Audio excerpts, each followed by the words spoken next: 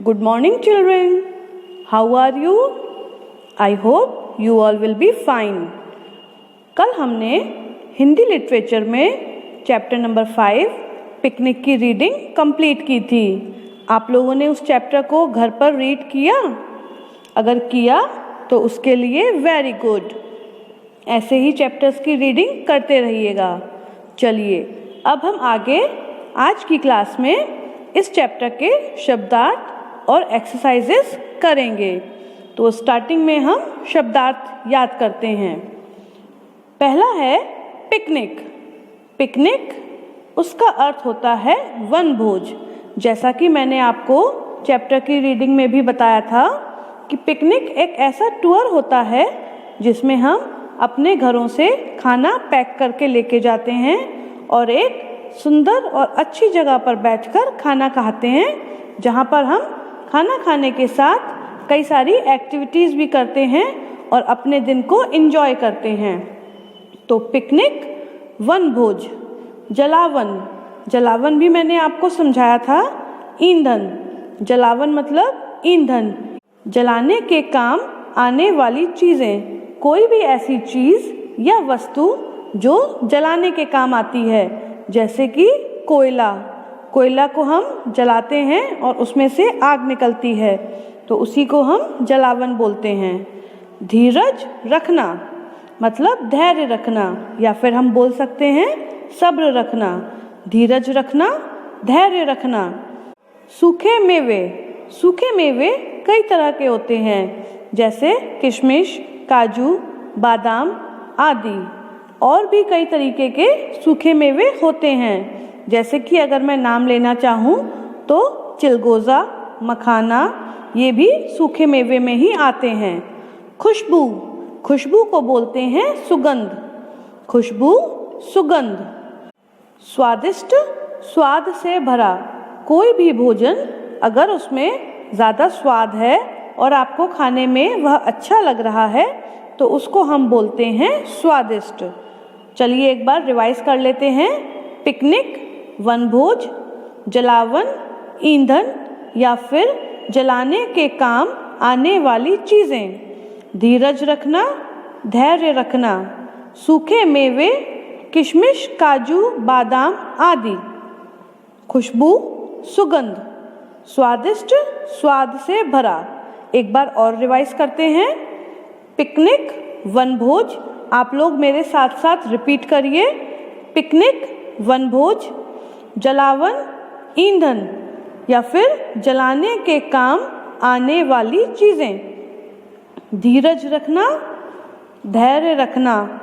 सूखे मेवे, किशमिश, काजू, बादाम आदि। खुशबू, सुगंध। स्वादिष्ट, स्वाद से भरा। तो ये इस चैप्टर के शब्दार्थ थे जो हमने याद किए। अब हम आगे की एक्सरसाइजेस करते हैं। फर्स्ट एक्सरसाइज है मौखिक प्रश्न, ओरल क्वेश्चंस। ये आपको पता ही है, इनके आंसर आपको लिखकर नहीं बताने होते। प्रश्नों के उत्तर बताइए। नीचे ये 4 प्रश्न दिए गए हैं, इनके आपको उत्तर बताने हैं।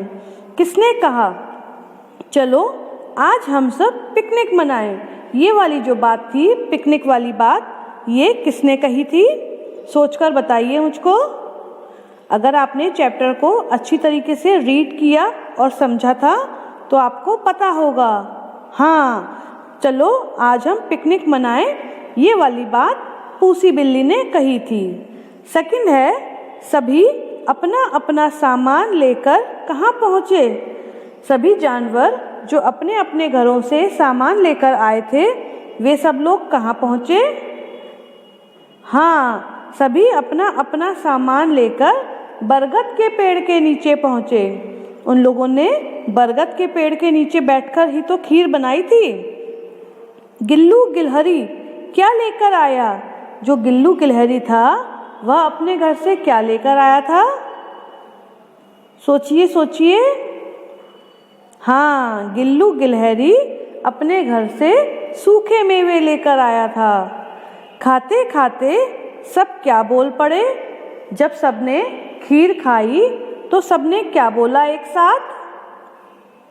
सबने बोला वाह कितनी स्वादिष्ट खीर है, मतलब सबको खीर अच्छी लगी थी। तो खाते खाते सब बोल पड़े, वाह कितनी स्वादिष्ट खीर है। ये थी आपकी फर्स्ट एक्सरसाइज। अब हम देखते हैं सेकंड एक्सरसाइज। चलिए, सेकंड एक्सरसाइज है बहुवैकल्पिक प्रश्न, MCQs। ये मैं आपको कई बार समझा चुकी हूँ। बहुवैकल्पिक प्रश्न में एक क्वेश्चन के कई सारे ऑप्शंस होते हैं, जिसमें एक ही ऑप्शन एज एन आंसर सही होता है। तो चलिए पढ़ते हैं। पहला क्वेश्चन है, पूसी कौन थी? ऑप्शंस में है चूहा, चिड़िया या बिल्ली। तो सोचकर बताइए, पूसी किसका नाम था? चूहा, चिड़िया या फिर बिल्ली का? वेरी गुड, पूसी नाम बिल्ली का था। चीनी कौन लाया था? खीर बनाने के लिए अपने घर से चीनी कौन लेके आया था? ऑप्शंस हैं छुटकी चींटी, चीकू चूहा, चीनू चिड़िया। बताइए कौन लेकर आया था? छुटकी चींटी, चीकू चूहा या फिर चीनू चिड़िया? हाँ, छुटकी चींटी लेके आई थी चीनी। चीनू चिड़िया क्या लाई थी? जो चिड़िया थी चीनू नाम की, वह क्या लेकर आई थी? ऑप्शंस हैं चावल, जलावन या फिर चीनी। सोचकर बताइए, चावल, जलावन या फिर चीनी। चीनू चिड़िया जलावन लेकर आई थी ताकि वो खीर बनाने के लिए आग जला सके। और लास्ट है, कौन सबसे पहले खीर चखना चाहता था? ऑप्शंस हैं चीकू, चीनू या फिर पूसी। इन तीनों में से सबसे पहले खीर चखने का मन किसका हुआ था? चीकू चूहे का, चीनू चिड़िया का या फिर पूसी बिल्ली का? करेक्ट, चीकू चूहे का। सबसे पहले खीर चखने का मन चीकू चूहे का किया था। तो ये थी आपकी सेकंड एक्सरसाइज। अब हम देखते हैं थर्ड एक्सरसाइज, जो है लिखित प्रश्न, रिटन क्वेश्चंस। दिए गए प्रश्नों के उत्तर लिखिए। पहला है, खीर बनाने की बात किसने सुझाई? जब सब लोग पिकनिक पर जा रहे थे तो पिकनिक पर खीर बनाने की बात किसने बताई थी? किसको ये आइडिया आया था कि हम पिकनिक पर खीर बनाएंगे? खीर बनाने की बात पूसी बिल्ली ने सुझाई। जो खीर बनाने की बात थी उसका आइडिया पूसी बिल्ली को आया था। तो हम कैसे लिखेंगे? खीर बनाने की बात पूसी बिल्ली ने सुझाई। सेकंड है, पिकनिक किस पेड़ के नीचे मनाई गई?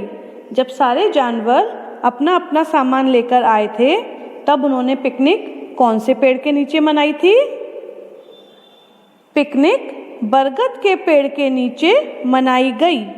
सारे जानवरों ने पिकनिक जो थी वो कौन से पेड़ के नीचे मनाई थी?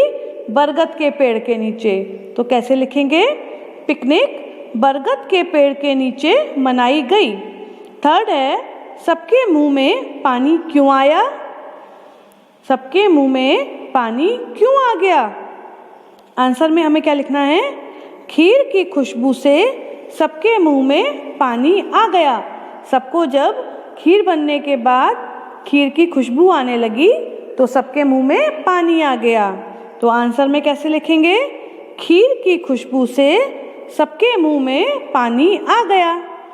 सबकी मेहनत कैसे रंग लाई? ये हमारा फोर्थ क्वेश्चन है। सबकी मेहनत कैसे रंग लाई? सबकी मेहनत रंग लाई थी ना? कैसे लाई थी? चलिए देखते हैं। सबने जो मेहनत की थी, मतलब कि जो खीर बनाई थी वह बहुत ही स्वादिष्ट बनी थी। जो उन्होंने मेहनत करके खीर बनाई थी वह बहुत ही स्वादिष्ट बनी थी। इसी तरह सबकी मेहनत रंग लाई। तो हम आंसर में लिखेंगे, सबने जो मेहनत की थी, मतलब कि जो खीर बनाई थी वह बहुत ही स्वादिष्ट बनी थी। तो ये थी आपकी थर्ड एक्सरसाइज। अब हम देखते हैं अगली एक्सरसाइज में हमको क्या करना है। ये है सोच कर बताइए। इसमें आप लोगों को सोच कर बताना है कि इस क्वेश्चन का आंसर क्या हो सकता है। लोग पिकनिक क्यों मनाते हैं? आप लोग पिकनिक पर जाते हैं तो आप लोग पिकनिक पर क्यों जाते हैं, बताइए। पिकनिक पर जाने का आपका क्या मोटिव होता है? चलिए देखते हैं। लोग पिकनिक इसलिए मनाते हैं क्योंकि वे अपना अवकाश का दिन मौज मस्ती व आनंद पूर्वक मनाना चाहते हैं। जब वे चाहते हैं कि उनका जो अवकाश यानी कि छुट्टी का दिन है वो बहुत ही अच्छे और मौज मस्ती के साथ बीते, तो लोग सोचते हैं कि हम लोग पिकनिक पर हो आते हैं और पिकनिक पर जाकर वे लोग खूब मस्ती करते हैं। तो ये थी आपकी आज की एक्सरसाइजेज। ये सारी एक्सरसाइजेज आपको अपनी नोटबुक पर करनी है। कौन कौन सी करनी है?